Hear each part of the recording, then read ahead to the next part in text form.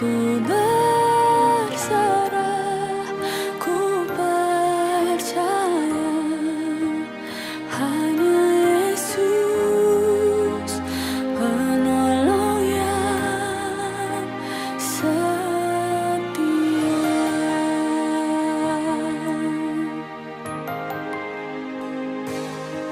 Saat ku berjalan,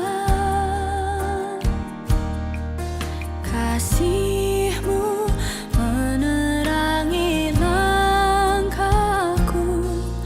Takut, takut, tak ku bimbang, karena ku tahu Kau bersamaku.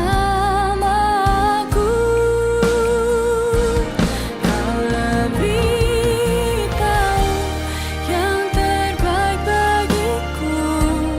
Kau lebih sanggup pulihkan hidupku. Ku berserah. Ya, shalom Bapak Ibu Saudaraku. Dimanapun kita berada, saya ucapkan shalom. Damai sejahtera Tuhan ada bersama kita semua. Amin. Bapak Ibu Saudara, mari kita jadikan pertemuan kita setiap minggu sekalipun lewat online. Jadikan ini peringatan bahwa selama seminggu demi minggu kita tetap disertai Tuhan.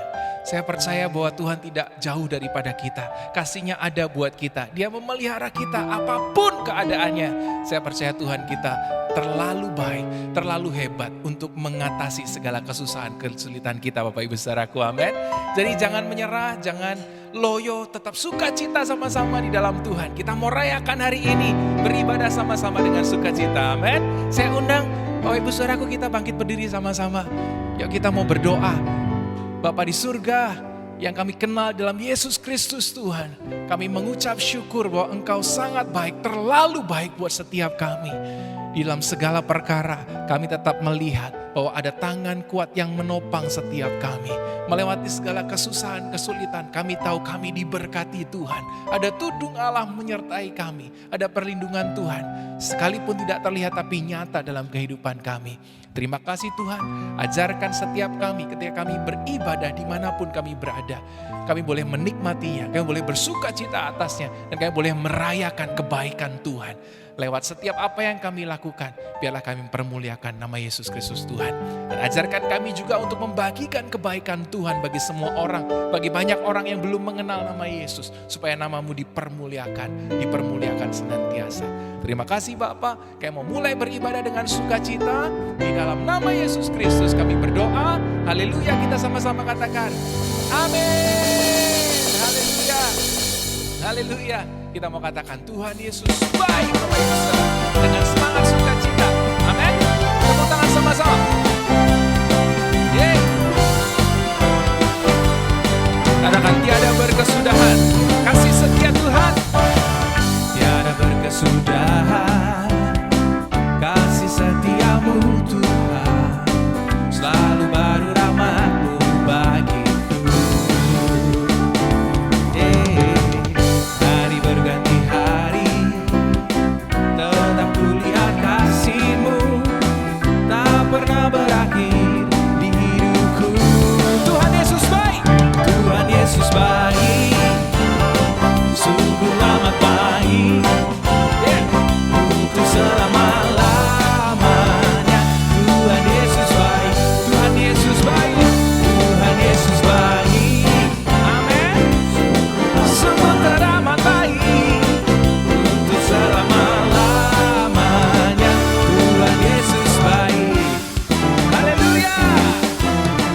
Pujian ini sekali lagi, katakan tiada berkesudahan kasih setiamu Tuhan, selalu baru bagimu dan bagiku, selalu baru setiap hari, amin. Hari berganti hari, oh, tetap kulihat kasih-Mu, tak pernah berakhir di hidupku. Sekali lagi dengan sukacita imanmu katakan tiada berkesudahan, come on. Kasih setia, oh yes, kasih setiamu Tuhan, untuk setiap kami selalu baru, haleluya.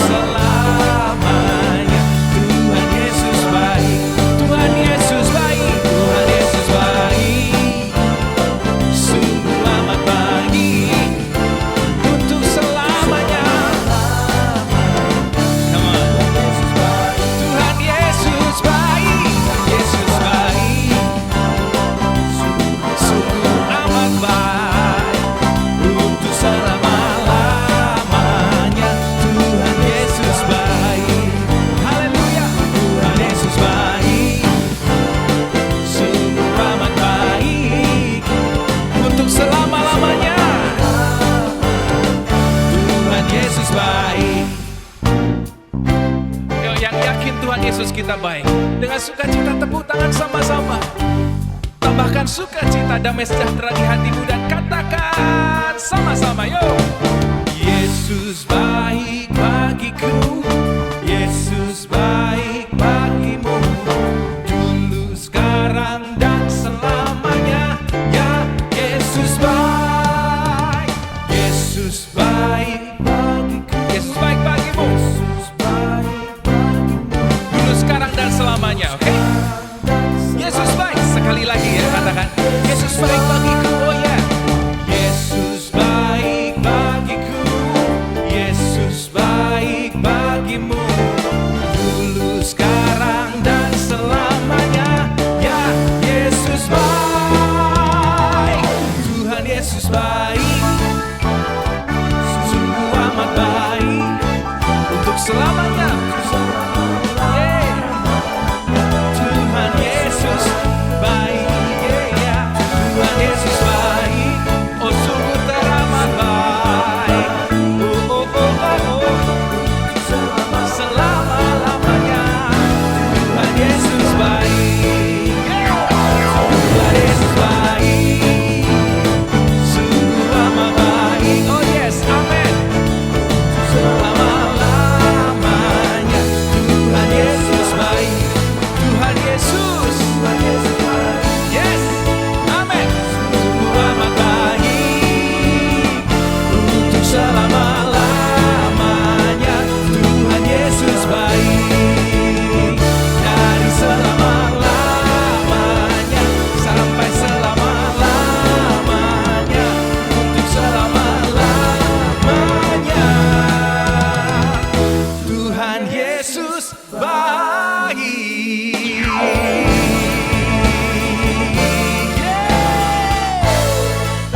Haleluya, sukacita kemuliaan untuk nama Yesus Kristus Tuhan. Haleluya, haleluya, haleluya, haleluya. Ada alasan untuk selalu kita bersyukur dalam hidup kita. Amin Bapak Ibu Saudara. Tuhan Yesus selalu baik. Apapun itu, saya percaya Tuhan punya kebaikan yang di luar kemampuan pikiran kita. Kadang-kadang kita nggak berpikir pun, Dia tetap baik, selalu baik. Dia setia buat saya dan saudara. Kita menaikkan sebuah pujian. Bersyukur selalu Tuhan buat kasih-Mu.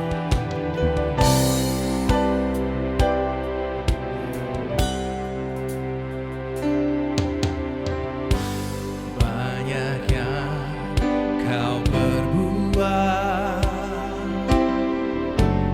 di dalam hidupku, rancangan indahmu terjadi di hidupku. Bapa yang mengerti, oh segala yang kami perlukan, ya segala yang ku perlu, kasih-Mu sempurna. Haleluya Tuhan, nyata datang. Ku bersyukur Tuhan, ku bersyukur Bapa. Katakan ku bersyukur,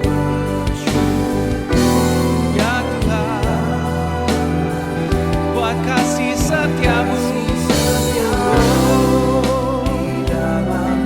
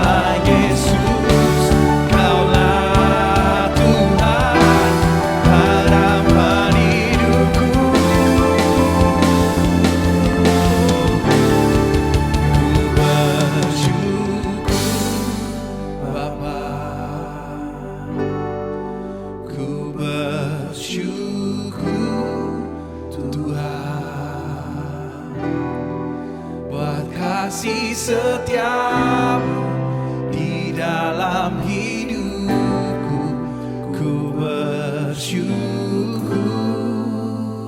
Katakan ku bersyukur, ku bersyukur Bapa, ku bersyukur Tuhan buat kasih setiamu di dalam hidupku, ku bersyukur. Oh, ku bersyukur Bapa, ku bersyukur ya Tuhan buat kasih setiamu di dalam hidupku, ku bersyukur.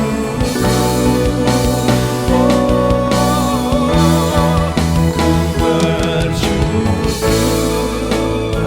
Bapa, Bapa kami bersyukur.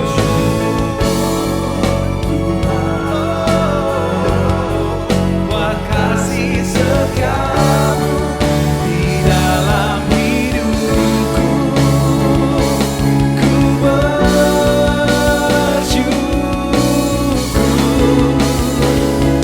ku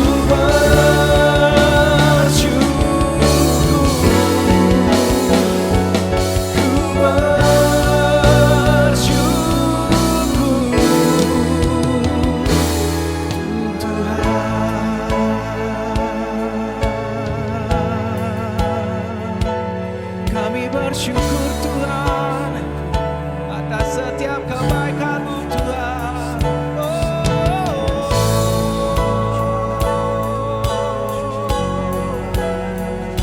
Mari saudaraku, angkat suaramu, bangkitkan setiap percaya iman kita kepada Tuhan.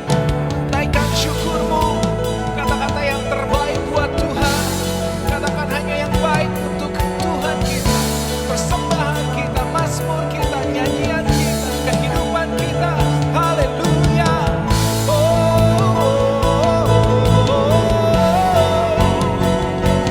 Haleluya. Haleluya. Glory bagi-Mu Tuhan.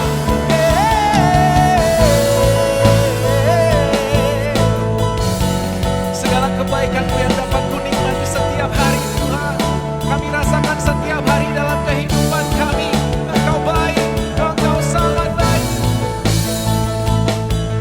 Yang terbaik Kau sediakan bagiku Yesus. Haleluya.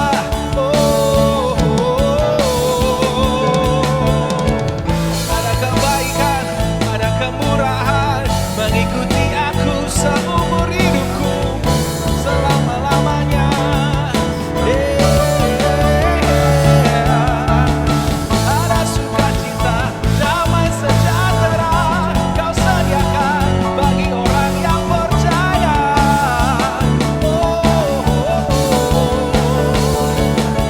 Dari mana datang pertolongan kami? Dari gunung keselamatan kami, Yesus Tuhan. Oh, kami percaya ada kekuatan, kuasa dari pertolongan.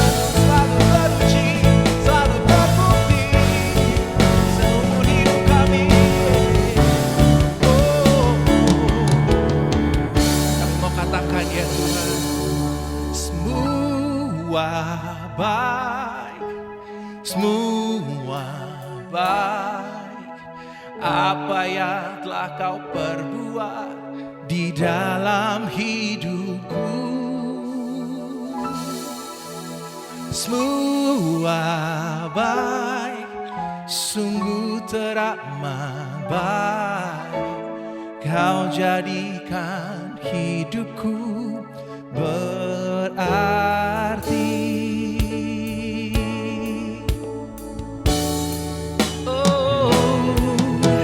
Semua baik, semua baik, semua baik. Apa yang telah Kau perbuat di dalam hidupku, semua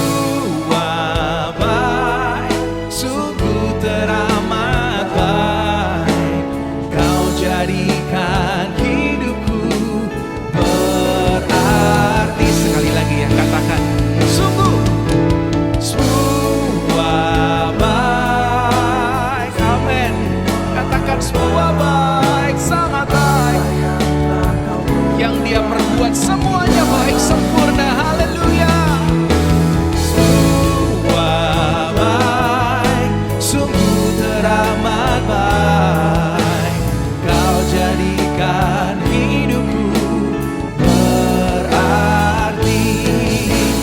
Kau jadikan hidupku berarti. Kau jadikan hidupku berarti.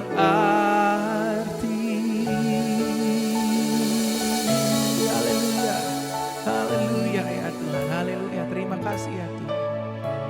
Oh haleluya. Kau sangat baik ya Tuhan. Kau sangat baik. Haleluya.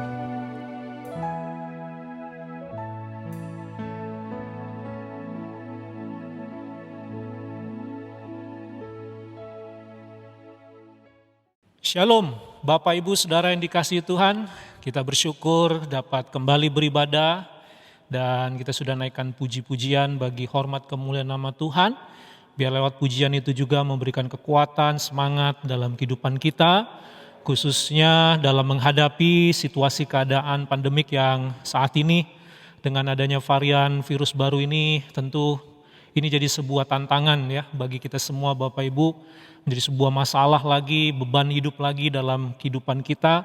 Tapi satu hal yang kita tetap percaya sebagai orang beriman, sebagai orang yang tahu bahwa Tuhan Allah yang berdaulat dan Tuhan kita adalah Tuhan yang maha besar.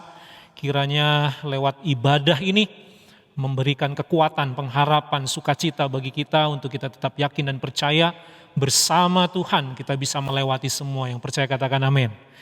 Mari sama-sama saudara kita tundukkan kepala, kita berdoa untuk kembali kita mendengarkan apa yang menjadi kerinduan Tuhan, pesan Tuhan lewat firman Tuhan hari ini. Mari kita berdoa. Bapa di surga, kami secara manusia tentu merasakan khawatir, takut, bimbang, putus asa, mungkin hilang harapan, hilang kekuatan, hilang semangat karena menghadapi kembali lagi pandemik ini yang semakin besar ya Tuhan. Tapi kami percaya dalam hidup kami sebagai manusia, kami bukan hanya terdiri dari tubuh jasmani saja, bukan hanya jiwa saja, tapi ada roh dalam diri kami. Dan kami pegang janji firman Tuhan bahwa roh yang ada di dalam kami lebih besar daripada roh apapun yang ada di dunia ini. Dan kiranya lewat ibadah yang kami jalani, lewat firman Tuhan yang akan kami dengar dan terus kehidupan kami yang mengandalkan Engkau, itu menjadi sumber kekuatan kami untuk kami bisa hadapi dan lewati semuanya. Kami percaya satu hal, Tuhan selalu bersama kami, dan kalau Tuhan bersama kami, itulah yang menjadi penghiburan, itulah yang menjadi ketenangan kami, itulah yang menjadi pengharapan kami. Sebagaimana janji firman-Mu juga Tuhan, hanya dekat Allah saja aku tenang. Biarlah ketenangan yang datang dari Tuhan turun atas kami semua, sehingga kami masih bisa tetap dengar apa yang menjadi pesan Tuhan. Kami masih tetap bisa mendengar dan memahami, dan juga kami bisa hidup seturut dengan kehendak-Mu.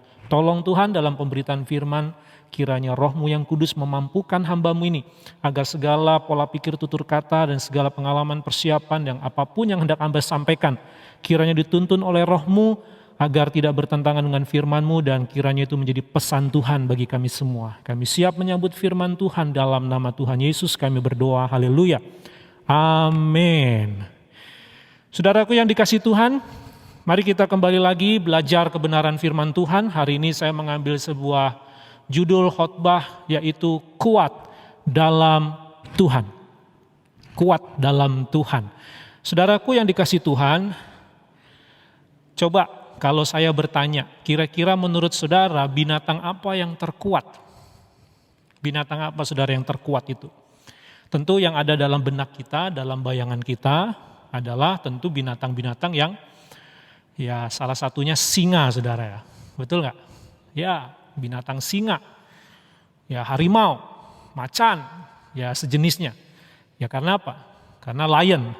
Nah, lion kan dikenal sebagai raja hutan.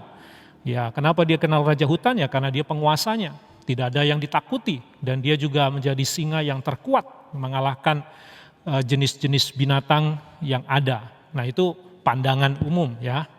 Ada juga mungkin yang berkata binatang gajah. Kenapa? Karena badannya besar. Ya, gajah kokoh, tegak, kuat. Kalau seandainya ada dinosaurus, mungkin dinosaurus saudara ya, binatang yang paling terkuat ya. Nah itu bayangan kita seolah-olah yang namanya binatang kuat itu tolak ukurnya adalah badan yang besar, tenaga yang kuat. Ya, itu yang menjadi gambarannya bukan? Tapi tahukah saudara bahwa berdasarkan sebuah riset dan sebuah penelitian, ternyata binatang yang kuat itu tidak diukur dari besar badannya. Bukan saudara, bukan dilihat dari postur tubuhnya. Ya, bahwa postur tubuhnya itu besar, ya tenaganya yang kuat. Nah, saudara tahu apa yang menjadi tolak ukurnya? Dan saudara tahukah binatang apa kira-kira yang dikatakan sebagai binatang terkuat di dunia? Ternyata ekspektasi kita ya jauh berbeda saudara. Ya, ternyata binatang yang terkuat itu justru kecil-kecil bentuknya saudara. Nah ini diantaranya ya, salah satunya adalah kumbang badak saudara, kumbang badak. Nah saudara bisa lihat di gambar ini kumbang badak ya. Bentuknya kenapa disebut kumbang badak? Karena seperti ada culaknya gitu, seperti badak berculak. Nah ini saudara binatang yang terkuat. Loh kita penasaran ya, kok kecil begini, hitam begini, bentuknya juga kurang menarik begini, ya kurang keren gitu loh ya. Kalah lah sama singa gitu ya, kalah sama gajah bukan? Ya tetapi yang menjadi ukurannya adalah sekali lagi bukan karena bentuk badannya, tetapi ini saudara.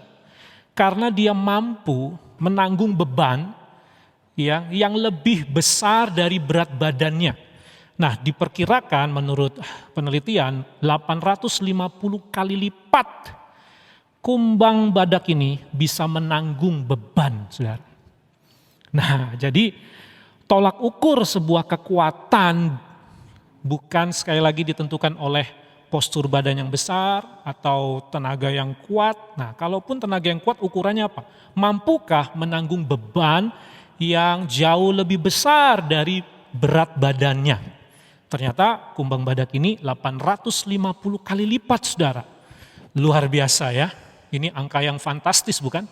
Lalu satu lagi, nah ini juga di luar perkiraan kita saudara. Binatang yang satu ini juga sangat kecil, lebih kecil lagi dari kumbang badak ini, yaitu apa? Semut saudara.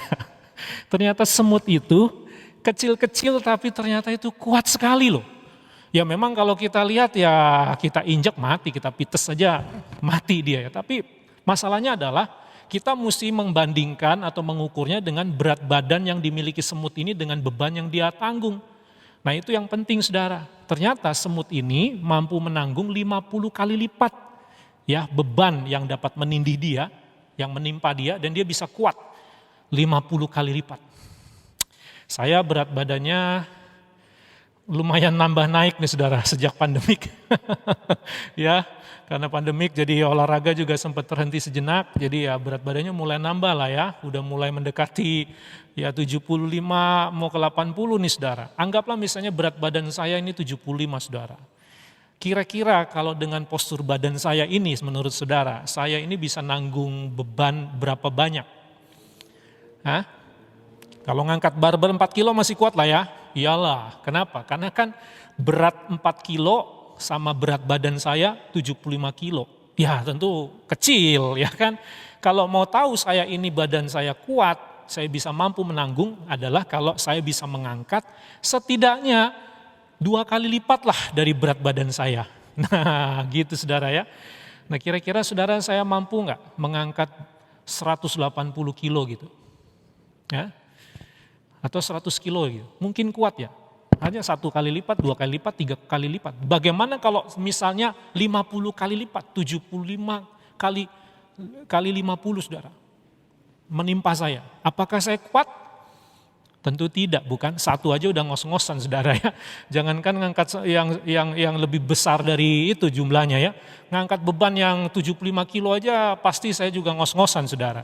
Nah itu adalah sebuah hasil penelitian saudara. Jadi yang dikasih Tuhan, dari sini kita belajar apa? Bahwa manusia yang kuat, orang yang kuat itu ketika Anda mampu menanggung beban yang begitu banyak dalam hidup saudara, tetapi Anda tidak roboh, tapi Anda tidak jatuh, Anda tidak menyerah, Anda tetap kuat. Itulah yang namanya manusia yang kuat, saudara. Saya tahu hari-hari ini banyak sekali beban, banyak sekali persoalan, banyak sekali masalah, ditambah lagi dengan pandemik ini yang belum selesai, saudara. Tapi tentu kita berharap kalau boleh Tuhan kehendaki agar pandemik ini segera berlalu, amin. Namun kalaupun belum, saudara, berarti kalau kita masih harus menghadapi pandemik, kalau kita masih harus menghadapi persoalan-persoalan hidup, kalau kita masih terus harus menanggung beban dan demi beban, tahukah saudara, di mata Tuhan Anda adalah orang yang kuat, amin. Anda adalah orang yang kuat, saudara. Yang penting saudara jangan menyerah. Jangan mudah untuk terus mundur, mengeluh terus menerus, saudara. Justru itu secara penelitian juga membuktikan, bukan? Imun saudara akan turun kalau Anda stres, kalau Anda misalnya mulai panik, Anda mulai takut, Anda mulai khawatir. Jangankan soal perkara-perkara besar, masalah-masalah besar, saudara. Gara-gara ada jerawat satu, kalau Anda mikirin sampai 1 tahun, Anda juga lemah, saudara. Ya kan? Masa jerawat satu dipikirnya setahun? Nah itu gimana kalau misalnya Anda memikirkan hal-hal masalah berat yang lain, lalu Anda khawatir, Anda mengeluh, Anda stres, ya tentu itu menunjukkan kita lemah, saudara. Jadi sebagai hamba Tuhan saya mau berkata kepada Bapak Ibu yang dikasihi Tuhan, jemaat Tuhan dimanapun Anda berada. Saya tahu kita semua sedang menghadapi sebuah beban persoalan masalah yang terus silih berganti datang. Ya, jangan saudara kira gereja tidak menanggung beban, hamba-hamba Tuhan tidak menanggung beban. Semua lapisan masyarakat menanggung beban. Apalagi Bapak Presiden kita, Bapak Insinyur Joko Widodo. Dia juga pasti menanggung beban, saudara, bagaimana menghadapi pandemik ini dan membawa satu negara, satu bangsa ini untuk tetap bisa survive. Tapi sekali lagi saudaraku yang dikasihi Tuhan, engkau adalah orang-orang yang kuat. Boleh katakan sama-sama saudara, saya adalah manusia yang kuat. Mari coba katakan itu, saudara.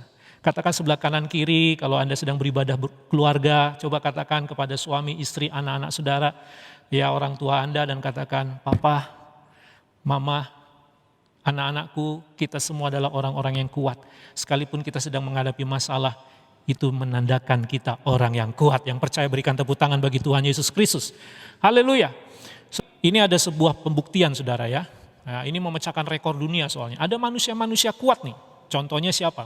Saya sebut beberapa contoh saja. Namanya adalah Dennis Roger. Dennis Roger ini dijuluki Hercules, saudara. Iya, dijuluki Hercules. Dia Grandmaster Strongman.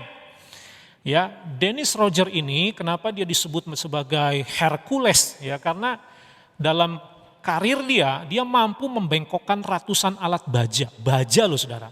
Ini baja kan jauh lebih keras, lebih kokoh daripada besi, daripada kayu. Betul nggak? Dia bisa membengkokkan ya ratusan alat baja dan batang besi. Wah, ini tangannya kuat sekali, saudara. Selain itu dia bisa merobek buku-buku telepon yang ukurannya tebal-tebal sekali, saudara. Ya, kemudian dia bisa menghentikan 4 sepeda motor Harley Davidson. 4 sepeda motor Harley Davidson dia bisa hentikan, saudara. Lalu lebih besar lagi dia bisa menghentikan 2 pesawat angkatan udara Amerika T-34. 2 pesawat angkatan udara, saudara. Pada saat mau tinggal landas dia bisa hentikan. Wah, ini mah benar-benar luar biasa ya. Ini bukan dongeng, saudara, ini bukan film, ini real. Ada manusia sekuat ini fisiknya. Ya, kemudian selain dia, saudara, ada lagi yang bernama John Haltom. John Haltom dikenal karena apa? Dia mampu menangkap 22 kilo bola. Bola. 22 kilo bola, ya oke lah. Tapi masalahnya begini, bola apa nih? Bukan bola pingpong, saudara. Bukan bola bekel. Bukan, kan gak mungkin 22 kilo ya. Tetapi 22 kilo bola meriam, saudara. Nah, saudara lihat, meriam loh, ditembakkan. Bukan soal 22 kilonya, masalahnya ini bola meriam, saudara. itu kan tenaganya pasti nambahnya lebih kencang lagi saudara. Dan dia ditembakkan ke badannya, dia bisa tahan saudara. Jadi dia bisa tahan tembakan bola meriam ini 22 kilo dengan tangannya, dengan dadanya. Ya, pernah suatu kali waktu dia melakukan perdananya saudara, 3 jarinya ini patah saudara. Ya kan? Nah ini kuat ya secara fisik ya saudara ya. Ini contoh saudara. Nah, adakah di antara jemaat GBI Kasih Kristus Taman Palem dan Kelapa Gading atau dimanapun Anda berada yang punya kekuatan yang lebih hebat dari 2 orang ini? Ya, tetapi masalahnya begini saudara, mungkin kita berkata, kalau kekuatan fisik mah kayaknya saya nggak mungkin lah, badan saya segini cungkring kurus begini ya, dan saya juga nggak punya kekuatan fisik seperti orang-orang binaragawan atau atlet-atlet gitu ya, atau 2 orang yang tadi disebut. Bukan itulah yang jadi kekuatan kita. Oh mungkin saudara bisa berkata seperti itu. Coba sekarang contoh ya. Misalnya saudara, kalau misalnya saudara punya uang 1 triliun rupiah. Kuat nggak nanggungnya saudara? Kalau pegang 100.000 mah enteng lah ya saudara. Kalau punya uang 1 juta masih bisa lah ya ngaturnya. Kalau punya uang 100 juta masih bisa lah saudara ya. Kalau punya uang 1 miliar, haleluya. Kapan itu terjadi hambanya? Iya, kalau misalnya 1 triliun saudara, sanggup nggak Anda nanggungnya? Bukankah ada begitu banyak orang yang begitu diberkati justru makin jatuh dalam dosa? Betul? Semakin kaya orang semakin gila saudara, semakin sombong, semakin congkak, semakin merasa diri hebat bukan? Semakin serakah dan memandang rendah orang. Halo, makanya saudara kalau hari ini kita diberikan rejeki apa yang Anda terima hari ini bersyukurlah. Karena Tuhan tahu kekuatan dan kemampuan kita untuk menanggung uang itu. Iya enggak? Takutnya kalau nanti dikasih uang 1M atau 1T, masih ke gereja enggak saudara ya? Masih ingat sama pendeta enggak? Masih ingat sama hambanya enggak? Ya itu perlu ditanyakan dalam diri kita masing-masing. Nah mungkin Anda juga berpikir, oke, saya mungkin enggak punya kekuatan secara finansial, materi yang kuat. Tapi saya punya gelar yang tinggi. Saudara yang dikasih Tuhan, kalau saudara punya pendidikan yang tinggi dan Anda punya gelar yang banyak, tahukah saudara itu juga sebuah beban bukan? Sanggup enggak? Ini benar-benar yang sekolah ya, bukan lagi karena sekolahnya nyogok atau sekolahnya karena pakai jalan pintas saudara ya, apalagi beli ijazah palsu, bukan. Yang memang betul-betul menempuh jalur pendidikan dengan resmi, dengan legal, dengan beneran. Beban loh saudara. Ya, apalagi kalau kualitas kita tidak sejalan, tidak berbanding lurus dengan gelar pendidikan yang kita punya. Beban, orang pun akan mencibir bukan? Iya, waduh gelar tinggi-tinggi, sekolah tinggi-tinggi, tapi ternyata error juga. Ya enggak saudara? Kemudian apalagi? Misalnya saudara kalau enggak secara finansial, kalau tidak secara gelar pendidikan, mungkin saudara secara karir. Karir saudara bagus ya, Anda punya posisi yang bagus, akhirnya Anda mendapatkan popularitas, Anda terkenal. Saudara tahukah Anda semakin terkenal Anda semakin beban loh. Bukankah banyak artis-artis Hollywood, Bollywood, atau artis Koreahood, Koreahood, ya itu semua ketika mereka terkenal saudara, makin popularitas, makin karirnya bagus, ternyata nggak bertahan lama. Why? Bunuh diri, narkoba, drugs, ya. Saudara lihat, itu yang terjadi bukan? Artinya sekali lagi saudaraku yang dikasihi Tuhan, mari kita pastikan bahwa kalau kita ini kuat, bukan soal karena Anda itu punya uang banyak atau apa. Intinya adalah mampukah kita untuk tetap menanggungnya. Itu yang paling penting. Ya. Oke, kalau yang kecil saja kita nggak kuat nanggung, bagaimana dengan yang besar? Itu sebabnya Tuhan Yesus pernah mengajarkan kita bukan dalam firman-Nya. Setialah dalam perkara kecil, maka Tuhan akan memberikan perkara yang besar. Kenapa anak-anak zaman now, mohon maaf tidak semuanya, anak-anak milenial, zaman now, begitu rapuh, begitu mudah sekali baperan, begitu mudah sekali untuk tidak sanggup untuk menghadapi persoalan. Baru diputusin udah bunuh diri saudara.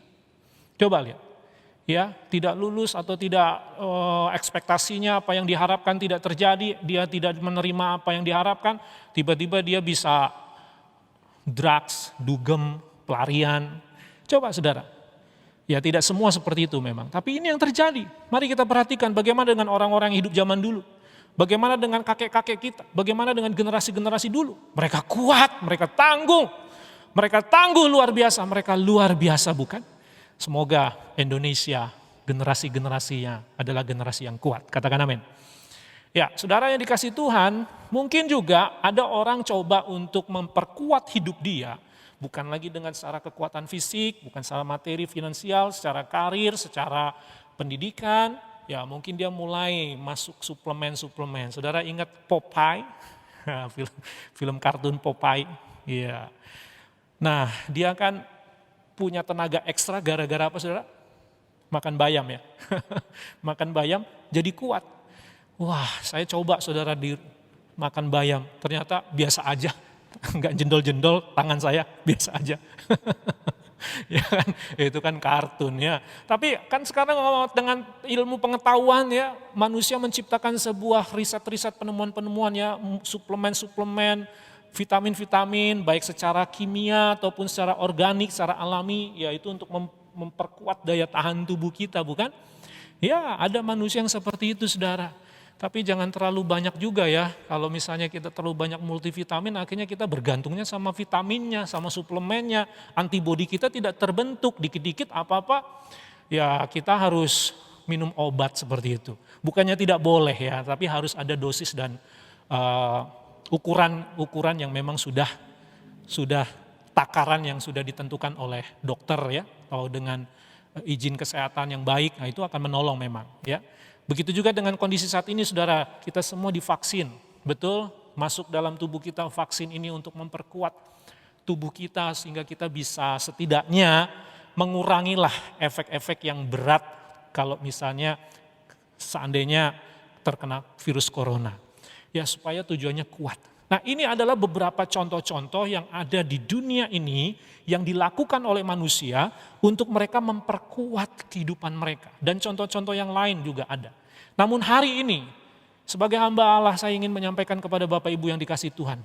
Mari kita jangan hanya kuat secara fisik saja, kuat secara harta benda kekayaan, kuat secara pendidikan atau karir ya saudara. Kuat secara karena kita jaga badan, jaga vitamin, kita suplemen, kita divaksin. Oke, itu bagus.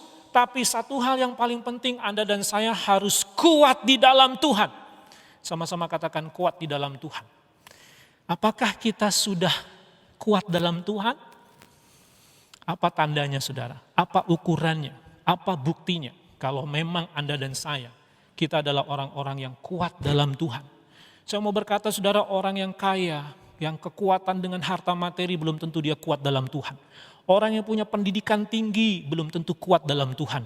Orang yang punya karirnya bagus, gilang gemilang, popularitas terkenal belum tentu kuat dalam Tuhan. Orang yang punya fisiknya bagus, keren, kuat mungkin seperti Dennis tadi ya saudara.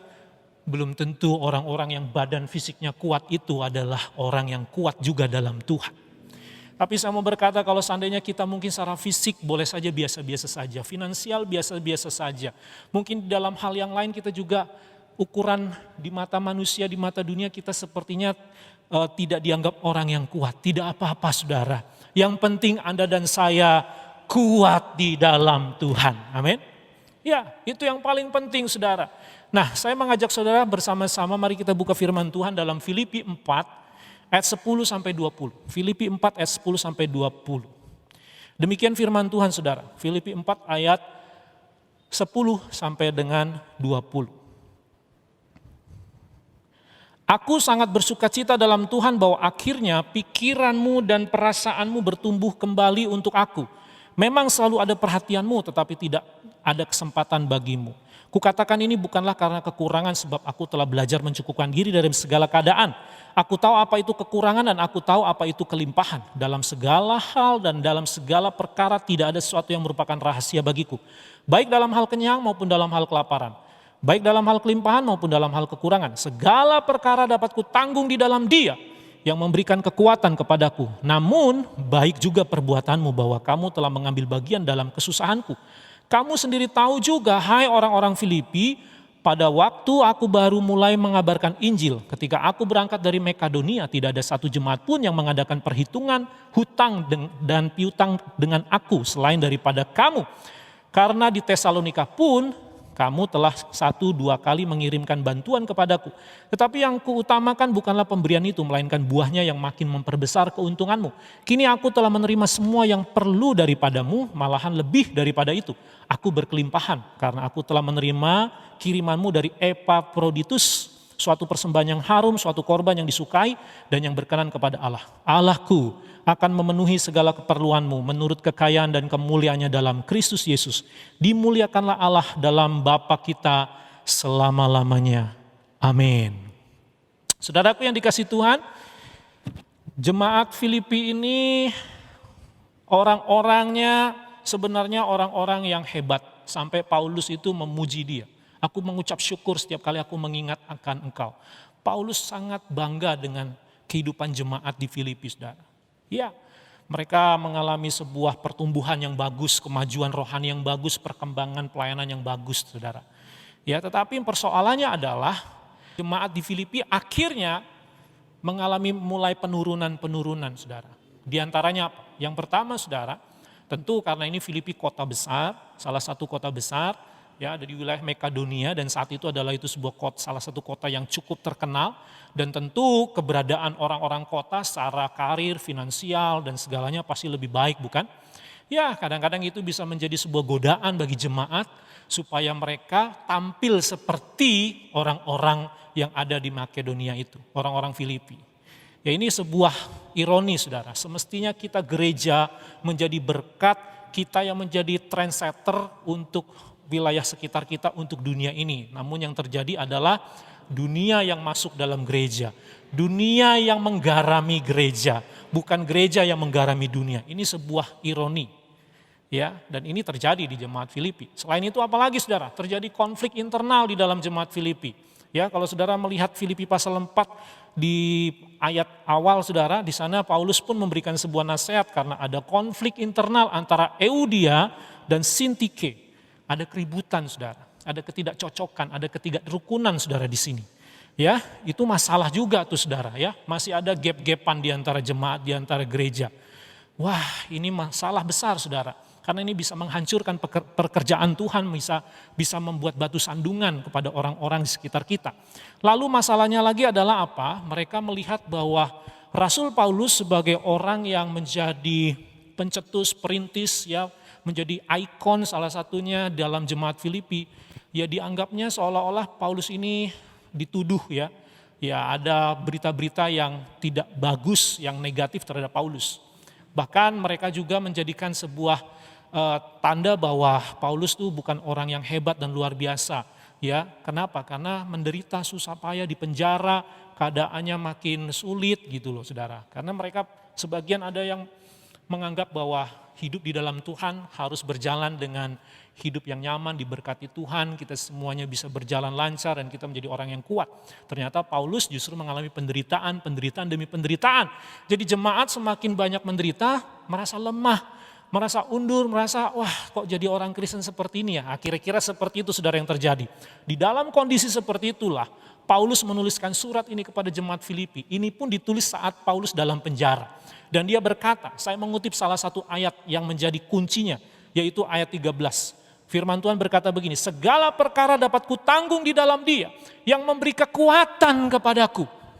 Nah, perhatikan, saudara, di dalam Dia yang memberi kekuatan kepadaku. Saudara, Paulus ini kalau ditinjau dari sisi iman kita Kristiani, ini orang hebat, saudara. Dalam hal karir dia orang hebat, bukan? Apalagi kalau kita lihat masa lalunya Paulus. Wah, ini orang kuat, saudara. Gak ada yang bisa ngutak-ngatik dia, bukan? Iya, gak ada yang bisa nantang dia, gak ada yang bisa ngelawan dia. Dia berkuasa sekali, saudara. Betul tidak? Ya, dalam hal rohani, wah Paulus jangan tanya, saudara, kualitas rohaninya, kualitas pelayanannya, kualitas imannya. Dari segala sisi Paulus ini hebat sekali. Tapi dalam posisi seperti itu, Paulus masih bisa berkata begini, aku bisa tanggung segala perkara karena di dalam Dia yang memberi kekuatan kepadaku. Ini keren banget, saudara. Biasanya orang yang bergantung sama Tuhan itu yang mengatakan, oh Tuhan kau sumber kekuatanku, penolongku, karena dia mengalami susah, mengalami kondisi yang mungkin minim, dalam kekurangan, dalam keterbatasan gitu. Tapi Paulus bukan seperti itu. Dia orang yang justru punya kapasitas, dia punya potensi yang besar, dia punya kekuatan yang besar. Tapi orang-orang yang seperti ini, Paulus mengajarkan supaya tetap berkata, kekuatanku karena di dalam Tuhan. Apa buktinya, saudara? Bahwa kita kuat di dalam Tuhan. Yang pertama, saudara, mari kita lihat, saudara, ayat yang ke-10 ini, saudara. Di ayat yang ke-10 firman Tuhan berkata begini, aku sangat bersukacita di dalam Tuhan bahwa akhirnya pikiranmu dan perasaanmu bertumbuh kembali untuk aku. Memang selalu ada perhatianmu tapi tidak ada kesempatan bagimu. Saya temukan di sini, saudara, apa yang menjadi tanda bahwa Anda dan saya kuat di dalam Tuhan, perhatikan kalimat ini. Pikiranmu dan perasaanmu bertumbuh kembali untuk aku. Itu artinya apa? Sehati sepikir. Saudaraku yang dikasihi Tuhan, kesehatian dan kesepikiran menjadi sumber kekuatan. Kalau orang tidak sehati, orang tidak sepikir, itu justru menjadi sumber kelemahan. Saudaraku yang dikasihi Tuhan, dalam kondisi pandemik seperti ini, tantangan kita bersama-sama dalam keluarga, bagaimana untuk tetap sehati sepikir. Begitu juga dalam setiap pelayanan kita, dalam gereja kita, dalam pekerjaan kita, dengan karyawan, dengan bos, kita harus bisa sehati sepikir, saudara. Begitu juga dengan bangsa Indonesia ini. Kalau diantara kita satu bangsa, kita satu tanah air, tapi kita sikut-sikutan, kita mulai tuduh-tuduhan, kita mulai kompor-komporan. Waduh, kita mulai salahkan ini, salahkan itu. Saya mau berkata, saudara, kalau Indonesia seperti ini wataknya, ini akan membuat Indonesia jadi Indonesia yang lemah. Tidak kuat di dalam Tuhan. Kalau kita mau kuat dalam Tuhan, mari kita belajar untuk punya kesehatian dan kesepikiran. Hai suami istri di sini, marilah jadi suami istri yang sehati. Hai orang tua dengan anak, marilah jadi orang tua yang sehati dengan anak. Hai koko, dede dengan cici, marilah belajar untuk sehati sepikir. Hai mertua dan mantu, marilah sehati dan sepikir. Hai para hamba-hamba Tuhan, marilah sehati sepikir. Hai para karyawan dengan pimpinan, marilah sehati sepikir. Mari kita belajar untuk punya kesehatian sepikir. Inilah yang dilakukan oleh Paulus mengingatkan kepada jemaat Filipi. Mari kita belajar untuk sehati sepikir. Jangan sampai kita justru menjadi terpecah belah, akhirnya kita bisa saling hakim menghakimi. Memang benar, saudara, kalau orang sedang dalam keadaan sulit, keadaan susah, paling gampang menghakimi orang dan nyalain orang. Ya, mari kita belajar di sini, saudara. Ini menjadi sumber kekuatan, dan yang lebih penting lagi, dan yang lebih utama lagi, agar Anda dan saya sehati sepikir dengan Tuhan. Saya mau bilang sama saudara, ketika saudara menghadapi persoalan dan pergumulan hidup, saya mau beritahu, justru itu cara Tuhan untuk membuat engkau bisa sepikir dengan Tuhan. Iya, betul saudara. Kalau engkau sudah bisa mampu sehati sepikir dengan Tuhan, saudara, saya yakin persoalan apapun yang kita hadapi tidak akan membuat kita jadi lemah dan takut. Yang membuat kita tidak sehati sepikir dengan Tuhan karena kita merasa kayaknya Tuhan itu tidak adil, bukan? Kita merasa kayaknya Tuhan itu di mana? Kita merasa kayaknya kita ini dikerjain Tuhan kali ya. Kita merasa kayak Tuhan gak ada kuasanya. Yakinkah saudara tuduhan-tuduhan itu?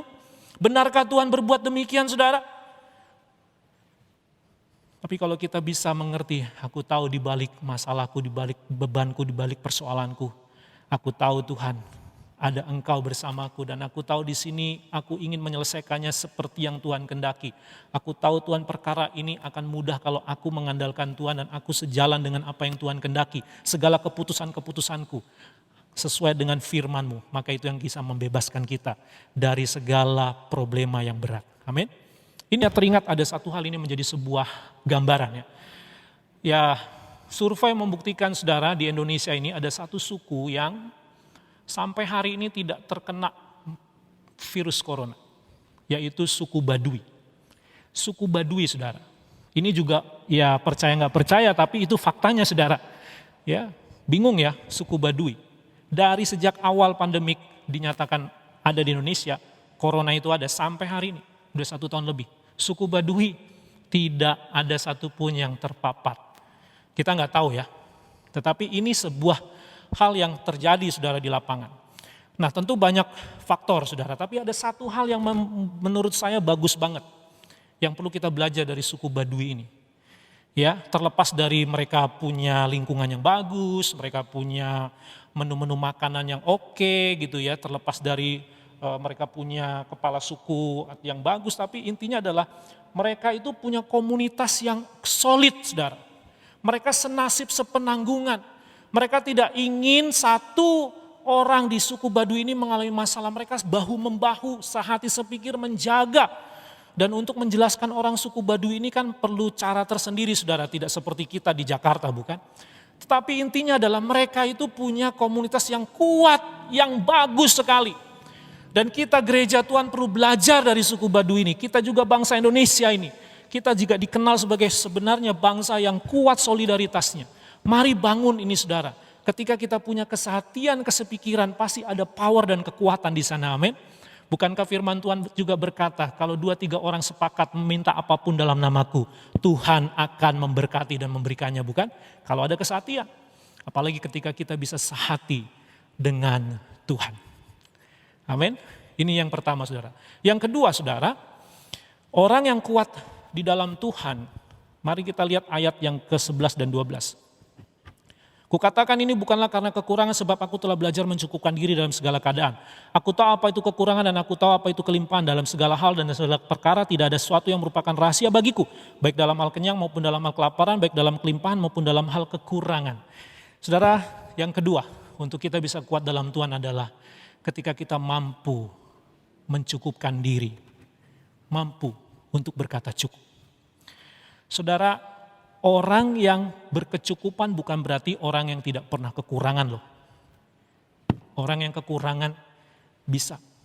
Kita bisa. Orang yang berkecukupan bisa saja kekurangan. Ya, tapi orang yang berkecukupan tidak selalu karena kekurangan, bisa juga karena dia berkelimpahan juga. Bisa saudara. Namun yang membedakan di sini, ketika dalam kekurangan dia tidak mencuri dan meminta-minta. Karena dia bisa mencukupkan diri dengan apa yang ada. Dia bisa mensyukuri dengan apa yang ada. Begitu juga ketika dalam kelimpahan, dia tidak serakah dan boros. Dia bisa mengatur, memanajemen dengan baik. Itu orang yang berkecukupan. Lalu berikutnya saudara, meskipun dalam keadaan kekurangan, masih bisa berbagi. Masih bisa memberi. Masih bisa menolong.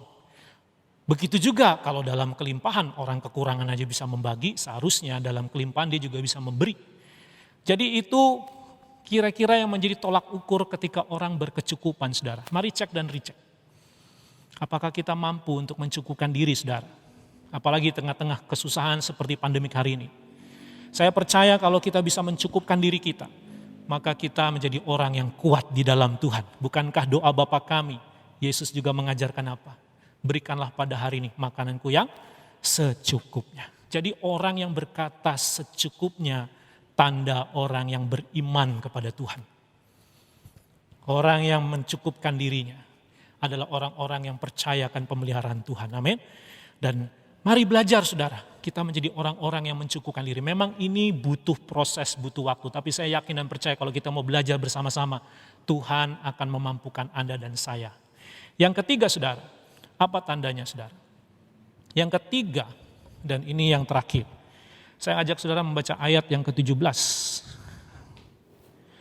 Tapi yang kutamakan bukanlah pemberian itu, melainkan buahnya yang makin memperbesar keuntunganmu. Ayat 18, kini aku telah menerima semua yang perlu daripadamu. Malahan lebih daripada itu aku berkelimpahan karena aku telah menerima kirimanmu dari Epaphroditus, suatu persembahan yang harum, suatu korban yang disukai dan berkenan kepada Allah. Allahku akan memenuhi segala keperluanmu menurut kekayaan kemuliaan dalam Kristus Yesus. Dimuliakanlah Allah dan Bapa kita selama-lamanya. Amin. Yang ketiga saudara yang terakhir ini, tanda bahwa kita kuat dalam Tuhan adalah ketika saudara bisa memuliakan Allah dengan rela berkorban bagi pekerjaan Tuhan. Saudara, kalau kita punya hati dengan pekerjaan Tuhan, kita punya hati untuk pelayanan, kita punya hati berkorban dan memberikan waktu, tenaga, pikiran, talenta kita, Dan kita persembahkan ini kepada Tuhan supaya pekerjaan Tuhan di bumi ini semakin besar. Dan Anda juga mulai memikirkan tentang pekerjaan Tuhan. Maka Anda adalah orang-orang yang kuat di dalam Tuhan. Tapi kalau Anda masih berpikir demi keluargaku, demi kelompokku, demi karirku, demi perusahaanku, semuanya demi diri kita sendiri, itu justru tanda kita lemah, saudara, di dalam Tuhan. Kita lemah di dalam Tuhan. Jadi hai anak-anak remaja muda, hai anak-anak, mulai belajarlah engkau. Peduli dengan pekerjaan Tuhan, peduli dengan pelayanan, peduli dengan untuk penginjilan, peduli untuk memberitakan Injil. Dengan apa yang ada padamu, tidak harus dengan uang, tidak harus dengan dana. Tapi engkau punya ide, engkau punya ilmu, engkau punya bakat, engkau punya talent, engkau punya kemampuan-kemampuan yang lain. Lakukanlah itu supaya nama Tuhan dipermuliakan. Korbankanlah itu, persembahkanlah itu untuk menyenangkan nama Tuhan. Bukan cuma untuk mengejar karirmu, bukan cuma untuk menyenangkan orang tuamu, bukan cuma supaya engkau terkenal. Tapi biarlah lewat itu semua engkau dimuliakan Tuhan. Inilah yang dilakukan oleh jemaat Filipi, saudara. Dalam kondisi kesusahan mereka tetap bisa menabur, mendukung Rasul Paulus dalam penginjilan, mendukung Rasul Paulus dalam pelayanan. Dia support, dia dukung. Dia lakukan yang terbaik, memberikan persembahan yang terbaik untuk pekerjaan Tuhan yang dipimpin, yang digerakkan oleh Rasul Paulus beserta dengan teman-temannya.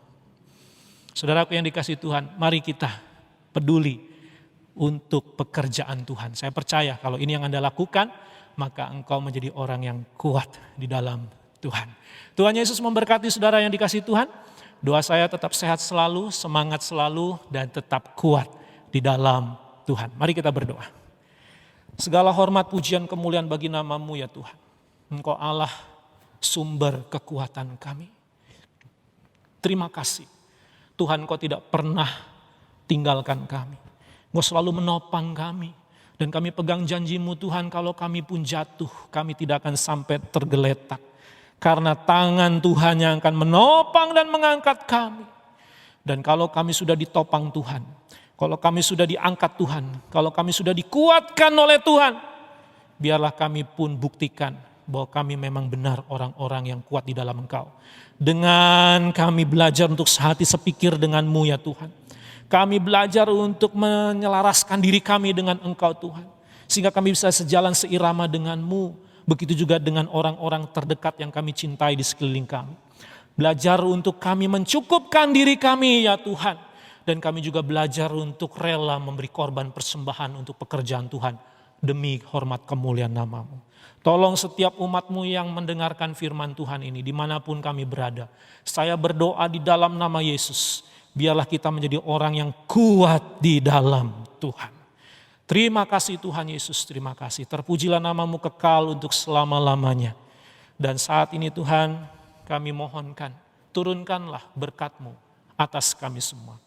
Mari saudaraku yang dikasihi oleh Tuhan Yesus dimanapun Anda berada, angkatlah kedua tanganmu, arahkanlah hati iman percayamu kepada Dia, Allah kita, sumber kekuatan kita. Tuhan memberkati engkau dan melindungi engkau. Tuhan menyinari engkau dengan wajahnya dan memberikan engkau kasih karunia. Tuhan menghadapkan wajahnya kepadamu dan memberikan engkau damai sejahtera. Diberkatilah engkau sehingga engkau tidak kelaparan kekurangan. Diberkatilah engkau sehingga engkau dilindunginya, dijauhkan dari mara bahaya, niat-niat orang jahat, bahkan dari tipu daya setan. Diberkatilah engkau supaya engkau tetap bisa melihat mujizat, keajaiban dan kemuliaan Tuhan dalam hidupmu. Diberkatilah engkau diberikan hikmat, marifat, kebijaksanaan sehingga Anda tidak salah dalam mengambil keputusan. Diberkatilah engkau untuk tetap tabah, untuk tetap setia, untuk tetap taat sekalipun doamu, harapanmu, impianmu belum terwujud dan tercapai. Berkatilah engkau dengan damai sejahteranya, sehingga engkau tidak takut, engkau tidak bimbang, kecewa, putus asa, tidak ada niat bunuh diri. Karena ada Tuhan Yesus Allah Immanuel bersama kita mulai hari ini sampai selama-lamanya. Yang percaya diberkati Tuhan sama-sama katakan amin.